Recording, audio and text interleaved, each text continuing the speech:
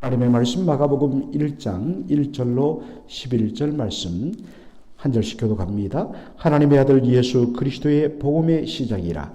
선자 이사야의 글에 보라 내가 내 사자를 내 앞에 보내노니 그가 내 길을 준비하리라.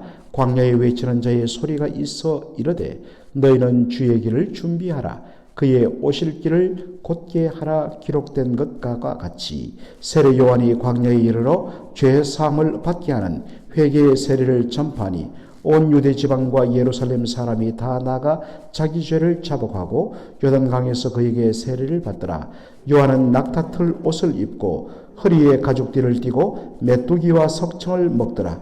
그가 전파하여 이르되 나보다 능력 많으신 이가 뇌 뒤에 오시나니 나는 굽혀 그의 신발끈을 풀기도 감당하지 못하겠노라. 나는 너희에게 물로 세례를 베풀었거니와 그는 너희에게 성령으로 세례를 베푸시리라. 그때 예수께서 갈릴리 나사렛으로부터 와서 요단강에서 요한에게 세례를 받으시고 곧 물에서 올라오실새 하늘이 갈라짐과 성령이 비둘기같이 자기에게 내려오심을 보시더니 이같이요 하늘로부터 소리가 나기를 너는 내 사랑하는 아들이라 내가 너를 기뻐하노라 하시니라. 아멘. 오늘 저는 마가복음 1장 1절로 11절을 본문으로 하나님의 아들 예수 그리스도의 복음이라는 제목으로 말씀을 전하고자 합니다. 여러분, 마가복음은 마가 요한, 원래 이 마가의 이름이 마가 요한입니다. 요한은 히브리식 이름이고 마가, 마르코스 이것은 바로 이 라틴식, 헬라식 이름인 것입니다. 당대에 우리가 사울, 바울 했듯이 당대에 사람들, 특별히 이방인과 교류하는 사람들은 자신의 고유의 이름과 더불어서 국제적으로 통용되는 이런 라틴식 이름, 헬라식 이름을 함께 가지고 있었기 때문에 마가라 하는 요한 이렇게 표현하게 되는 것입니다. 마태, 마가, 누가복음을 우리는 공관복음이라고 이야기합니다. 여러분, 공관이 뭐겠습니까? 공유할 공자에 볼관자, 같은 관점을 공유한다 라는 의미입니다. 그래서 영어로는 synoptic gospel이라고 그러죠. 이 synoptic이라는 것은 헬라에서 나온 말인데 syn은 바로 같다 라는 the same이란 말이고 optic은 optical 바로 우리 안과 눈을 가리키는 말 아니겠습니까? 같은 시각으로 바라본 복음이다. 마태, 마가, 누가 다들 예수님의 생애와 예수 그리스도의 그 놀라운 사역과 그리고 예수님이 하나님의 아들 되심을 드러내는 똑같은 관점으로 기록된 복음이기 때문에 마태, 마가, 누가복음을 공관복음이라고 이야기합니다. 요한복음은 전혀 성격이 다른 예수 그리스도께서 성부 하나님과 동등하신 참 아들 되심을 드러내는데 계속해서 초점을 맞추고 있습니다. 그래서 성격이 좀 요한복음은 다른 것이지요. 대부분의 성경학자들은 기록 순서로 보면 마가복음이 제일 먼저 기록되었을 것이라 라고 봅니다. 그리고 마태와 누가가 자신의 복음서를 기록함에 있어서 하나의 모델로 삼아서 참고한 것이 바로 마가복음일 것이다. 대부분의 성경학자들은 그렇게 보고 있습니다.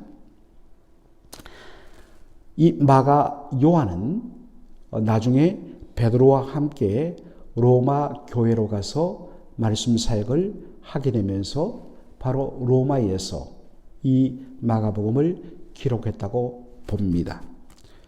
왜? 그렇기 때문에 자연스럽게 마가가 기록한 이 복음서의 첫 번째 독자들 누구를 위해서 쓰여졌나 했을 때 당연히 하나님의 백성들을 위해서 썼지만 제일 먼저 이 말씀을 읽는 독자는 바로 로마 교회였을 것이다 라고 봅니다. 당시 시대적인 배경은 로마 교회가 바로 네로 황제에 의한 엄청난 핍박을 눈앞에 두고 있는 상황이었습니다. 그러다 보니까 자연적 믿음이 흔들리겠죠. 이들의 흔들리는 믿음을 잡아주는 제일 좋은 방법은 예수님이 누구신가? 그리고 그가 우리를 위하여 주신 그 놀라운 구원이 어떤 것인가? 이것을 주면서 그들의 흔들리는 믿음을 붙들기 위해서 기록한 것이 바로 마가복음이 아닐까. 대부분의 성경학자들이 그렇게 추측을 하고 있습니다. 마가복음의 시작은 하나님의 아들 예수 그리스도의 복음의 시작이라. 네, 그렇게 되어 있습니다. 여러분, 복음이란 것, 유앙겔리온이라고 제가 헬라어를 말씀드린 적이 있습니다. 좋은 소식이라는 단어가 됩니다. 유앙겔리온. 그렇다면 무엇이 좋은 소식인가? 바로 예수가 하나님의 아들이시며 그리스도, 하나님께 기름 부음을 받은 메시아다. 이것이 복음이란 것입니다. 여러분, 자, 그렇다면 우리가 하나씩 오늘 본문을 살펴봐야 됩니다. 예수는 어떠한 메시아인가? 예수는 어떠한 메시아인가? 어떤 그리스도인가? 라는 것입니다. 당시 유대 사회는 메시아 대망사성으로 충만했습니다. 열기가 대단했습니다. 왜냐하면 당시 이 유대 땅, 팔레스타인 땅은 바로 로마 군대에 의해서 지배받는 식민지 상태였기 때문입니다. 일제 36년에 그 굴욕적인 지배를 벗어나기 위해서 얼마나 많은 독립군들이 목숨을 걸고 무장투쟁을 냈습니까? 이 땅에서 일본을 몰아내고 자주 대한 독립을 위하여서 싸웠듯이 당시에 정말 신적인 능력으로 이 땅에 임하여서 로마 군대를 물리치고 예루살렘에 무너진 다윗의 왕국을 이 땅에 재건하는 그것이 하나님 나라이다 라는 그러한 정치적 경제적 의미의 메시아를 열망했습니다. 그리고 그의 능력으로 배고픔의 문제를 해결하고 백성들에게 경제적인 번영을 바로 가져다주는 그러한 메시아. 이 메시아 대망사상이 완전히 유대인들을 사로잡았습니다. 예수님께서 갈릴리에서 사역을 시작했을 때 예수님의 말씀과 예수님이 일으키신 각종 이적과 놀라운 기적들을 보면서 바로 하나님께서 자신들을 위해서 보내시는 메시아가 아닌가. 그래서 더 열광을 했습니다. 그래서 여러분들 예수님께서 예루살렘에 입성할 때를 여러분 한번 떠올려 보십시오. 수많은 사람들이 정말 이 종려가지, 팜추리 가지를 꺾어서 길에 깔고 두 손에 들면서 환호했습니다. 다윗의 이름으로, 주의 이름으로 이 땅에 오시는 다윗의 후손 메시아라고. 바로 그러한 사상. 이제 이 예수가 예루살렘에 입성하면 적극적으로 그의 능력으로 로마 군대를 물리치고 이스라엘을 바로 해방하고 독립된 왕국을 세울 것이란 기대와 열망 때문에 그토록 환호했던 것입니다. 그런데 예수님께서 그들이 기대하던 메시아가 아니라는 것을 알고 돌변하여서 십자가에 못 박으라고 말합니다. 그렇다면 예수는 어떠한 메시아인가? 그것을 바로 소개하기 위해서 보냄받은 사람이 누구냐? 세례 요한이란 것입니다. 세례 요한은 주의 길을 예비하는 자로 보냄받았다. 바로 이사야 40장의 예언의 말씀의 성취로서 바로 예수님께서 공생애를 시작하기 전 요단강가에서 회개 세례를 베푸는 세례 요한의 모습을 소개합니다. 그러면서 자신의 역할은 뒤에 오시는 주의 길을 예비하는 것이라 말합니다. 그런 회개의 물세례를 통하여서 백성들이 바로 그들의 죄에서 깨끗하게 씻음 받을 필요가 있는 죄인임을 바로 인정하게 만듭니다. 그런데 세례 요한의 세례의 한계는 뭐냐? 물로서는 어떤 의미에서 우리의 더러움이 씻겨질 필요가 있다는, 나는 죄인이란 것을 드러내는 역할은 할 수 있지만 근본적으로 물로서는 사람의 죄악을 깨끗하게 씻기고 사함을 베풀 수 없다는 것입니다. 자신의 역할은 뭐냐면 진정한 의미의 성령으로 죄사함을 주시는, 진정 죄인을 구원하신 바로 예수님을 소개하고 그분의 길을 닦아두는 바로 그런 역할이라고 이야기합니다. 그래서 이 메시아, 기름 부음 받아 하나님께서 보내신 이 그리스도 메시아는 바로 죄사함을 베푸시는, 바로 흑암의 권세에서 하나님의 아들의 나라로 옮기는, 죄사함과 구원을 베푸시는 그러한 메시아이심을 바로 보여주기 위함인 것입니다. 예수님은 바로 우리를 죄와 사망에서 구원해 주시는 그러한 메시아요 그리스도라는 것입니다. 참고로 그리스도와 메시아는 같은 의미지요. 메시아는 히브리어고 그리스도는 헬라어인데 뜻은 기름 부음을 받은 자라는 뜻입니다. 그리고 예수님은 공생의 시작을 요단강에서 세례 요한으로부터 세례를 받음으로 시작하는데 그것을 통하여 그가 하나님 아들 되심을 드러내는 그러한 모습을 보입니다. 예수님께서 세례 요한에게 세례를 받으러 오시고 세례를 받았다. 마가복음은 이렇게 아주 간단하게 기록합니다. 그런데 마태복음을 보면 좀 더 자세하게 기록되어 있죠. 세례 요한이 예수님 보고 세례를 청하는 예수님을 극구 만류합니다. 내가 당신에게 세례를 받아야 하거늘 어떻게 당신이 나에게 세례를 받으려 하십니까? 왜 그렇습니까? 세례 요한이 베푸는 세례는 회개의 세례, 곧 내가 죄인임을 깨닫게 만들고 인정하게 만드는 세례입니다. 그런데 예수님은 전혀 죄가 없으신 의로우신 하나님의 아들 아니십니까? 그래서 극구 만류했던 것입니다. 그래서 예수님 말씀하시죠. 이것을 허락하라. 이것을 통하여 너와 내가 하나님의 의를 이루는 것이 마땅하느니라 라고 말씀하십니다. 그리고 예수님께서 친히 죄인이 받는 그 요한의 세례를 예수님이 받습니다.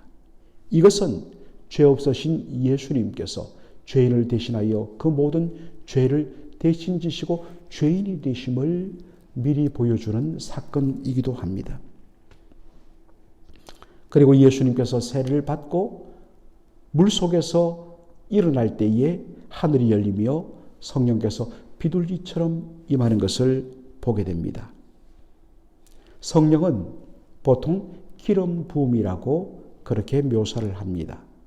요한 1서 2장에 그렇게 되어 있죠. 그러므로 바로 세례받고 공생애를 시작하시는 예수님 위에 성령께서 임하신 것, 바로 이 예수가 하나님께서 기름 부어 세우신 구원자 메시아임을 바로 선포하기 위하여 성령께서 비둘기같이 그 위에 임하신 것을 보여주신 것입니다. 그리고 하늘로부터 음성이 들립니다. 이는 내 사랑하는 아들이요 내가 그를 기뻐하노라라는 음성이었습니다. 여러분, 유대인들이 십자가에 못 박힌 예수님을 어떻게 조롱합니까? 네가 진정 하나님의 아들이라면 거기서 내려와라. 그리하면 우리가 너를 믿겠노라 라는 말 아니었습니까? 정말로 예수님이 십자가에 내려오면 하나님의 아들로 인정하고 믿겠다는 말입니까? 아닙니다. 조롱입니다. 왜냐하면 십자가의 의무 때문입니다. 십자가는 유대인에게는 나무에 달린 자마다 하나님께 저주를 받았습니다. 신명기 21장 23절의 말씀에 근거하여서 나무에 달린 자, 곧 십자가에 못 박힌 자는 하나님께 저주받은 극악한 죄인을 상징했기 때문입니다. 어떻게 존귀하신 하나님의 아들이 하나님께 버림받고 저주받은 십자가에 달려 죽을 수 있는가? 너는 하나님의 아들이 아니라는 그러한 조롱의 말인 것입니다. 그러면 왜 예수님께서 십자가를 지시느냐? 왜 그 저주를 받으시느냐? 그것은 갈라디아서 3장 13절의 말씀처럼 그리스도께서 우리를 위하여 저주를 받은 바 되사 율법의 저주에서 우리의 모든 죄를 속량하셨습니다. 그가 저주를 담당한 것은 바로 마땅히 저주받아야 할 저와 여러분 우리를 위하여 대신하여 받은 저주였습니다. 또한 그것은 바로 하나님 아버지의 뜻이기도 했습니다. 죄인을 구원하기 위하여 자신을 대적하는 저 원수 죄인들을 구원하고 다시 생명을 주시는 것이 아버지 하나님의 뜻이었습니다. 그 아버지의 마음을 기쁘게 해드리고 그 뜻을 이루어드리기 위하여 예수님이 자원하여 친히 사람의 몸을 입고 이 땅에 오셨고 십자가를 지신 것입니다. 바로 그 예수님을 요한복음, 마가복음 마지막에는 바로 죽은 지 사흘 만에 다시 살려내심으로 다시 부활하심으로 그는 저주받은 죄인이 아니요 진정 하나님의 아들이며 그러면 왜 하나님의 죄 없으신 아들이 저주를 상징하는 십자가에 달려 죽었느냐? 그것은 바로 우리 죄인들의 죄를 대속하기 위하여 그가 친히 십자가에서 저주를 감당한 것이라. 그분이 진정 하나님의 아들이다.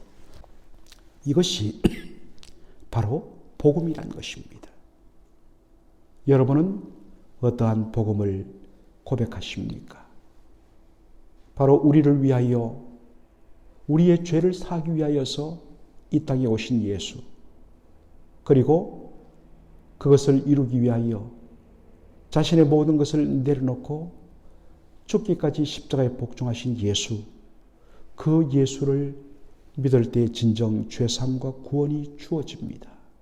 이것이 우리가 고백하는 복음이 되어야 할 줄로 믿습니다. 이제 우리가 한 달 반 동안 이 마가복음을 통하여서 생생하게 2000년 예수님이 걸어갔던 그 모든 길들을 함께 살피면서 주시는 놀라운 은혜를 누리는 저와 여러분의 삶이 되기를 주의 이름으로 축원합니다. 아멘. 살아계신 우리 아버지 하나님, 은혜와 사랑을 감사드립니다. 오늘부터 마가복음을 저희들이 시작하면서 주님 주신 은혜를 맛보게 하여 주신 것을 감사드립니다. 이제 매 시간마다 마가복음을 통하여서 주시는 예수님의 그 모든 길들을 함께 따라가며 진정 우리도 주님을 뒤따르는 제자의 삶을 사는 저희들 되게 하여 주시옵소서. 아버지 하나님을 기쁘시게 하기 위하여서 하늘 영광 내려놓고 아버지 사람의 몸을 입고 이 땅에 오셔서 십자가의 죽기까지 온전히 복종하신 예수 그리스도, 그분이 진정 하나님의 아들이요 우리의 참 메시아 되심을 다시 한 번 더 확인하고 그 주님을 온전히 믿음으로 말미암아 주님 주시는 구원의 풍성함을 누리는 저희 모두가 되게 하여 주시옵소서. 예수님의 이름으로 기도하옵나이다. 아멘.